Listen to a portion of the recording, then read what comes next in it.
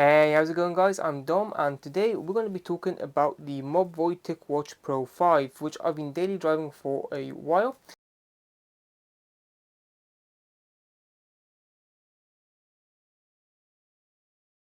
Now before we get any further in this video, I just wanted to mention that this video could have not been made possible without the help from my friends at Mobvoi, who kindly sent me this watch to try out in return for a honest review. Now, I've been daily driving the sandstone version, which I'm not sure what to think about. I mean, it's definitely a different color compared to the ones that I'm used to when it comes to smartwatches, but I think it's actually kind of grown on me and I really came to like it. Now, the watch itself, which I'm wearing right here, is actually a really nice watch. And one thing I'm going to say as well is I'm not used to this sort of size, having daily driven the Google Pixel Watch for, well, since Christmas really. I don't think I'm used to this sort of size of a watch, but it's definitely nice to see that real estate on the screen. Now, in terms of the specs, obviously this watch does come with a Snapdragon. It's the Snapdragon W5 Gen 1. It's got a rotating crown for the navigation, so you can literally do that for navigation. Yeah, so it has a dual display with interactive and customizable ultra low power display. Now this is something I really like. Here's why. So as you can see, this is one of the displays. Well, that's the second display there, but it goes into two display modes, which I really like. Mainly because when you're out and about and it's quite bright outside, you can actually see the watch face without any issues, and it also helps to preserve battery life at the same time. But if you do not like that sort of thing, I believe you can disable it. I tend to quite like it because of the battery life it gives me. Yeah, so moving on, the next thing it says it's got long battery life. Now, I can confirm that the battery life is pretty long on that, but we'll talk to that a little bit later in this video. It's got an option to fast charge, which does charge pretty fast. I haven't timed it to see how fast it charges myself, but believe me, it does charge pretty well. So yeah, it's military standard certified. In terms of waterproofness, it's 580 water resistant and open swim suitable. Now, with the Mobvoi TicWatch Pro 3 Ultra, which I also tested, I'll leave a link down in the description of this video and I'll leave a link up above as well. One thing that a lot of people were confused about is the water resistance of the watch. Now, I haven't tested it in water yet, but when it comes to smartwatches and water, based on my own experience, I tend to be a little bit more preserved, simply because it's how I killed my Samsung Galaxy Watch a few years back. And that was meant to be waterproof. Can't remember exactly how much it was, but it was meant to be waterproof as well. And unfortunately, I killed the speaker on that. So based on that experience, I'm a little bit more preserved about that. The watch itself also has a built-in compass, GPS and barometer, so if you like going on hikes, long cycling trips in the mountains, this watch is perfect for you. It also has one tab measurement of multiple health metrics, recovery time, and it's got recovery time as well as 100 plus professional workouts and over 1,000 watch faces. So let's move on and see what we have inside of the box. Okay, so let's take a closer look at the box. The box is very minimal, and according to the box, obviously you get the watch, a charging dock and a user manual.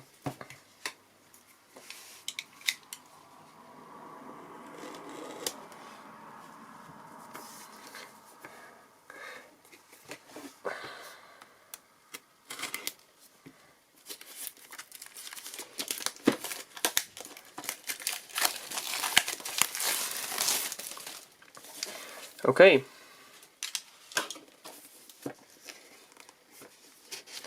Yep, we're going to go this way.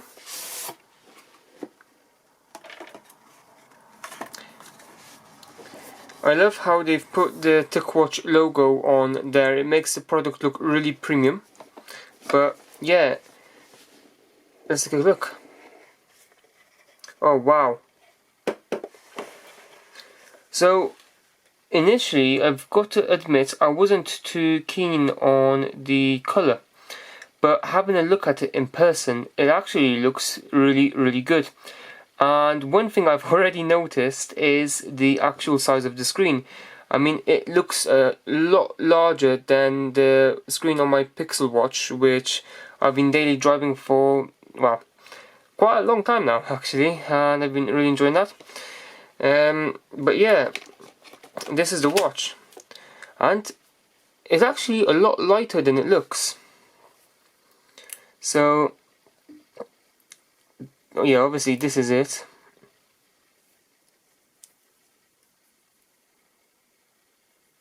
You've got a button here on the side, you've got a rotating dial there. It looks like a really premium watch, this. Let's put that to the side. So you've got some plastic there. You've got a little business card leaflet. So, yep. I would imagine that this is the charger.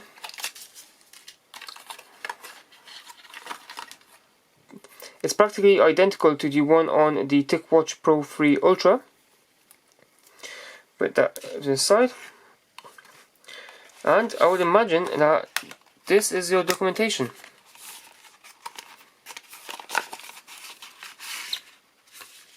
Yeah, so you got a quick start guide, as well as some product safety information. So all in all, a very basic package, but I did enjoy this unboxing experience. There is a very premium feel about this. I wonder how long I'm gonna take to get used to the much larger screen, but obviously it is a nice change.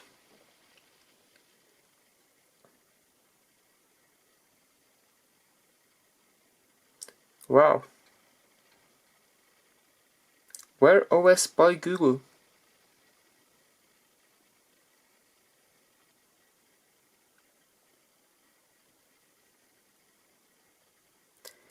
Yeah, nice little chime there.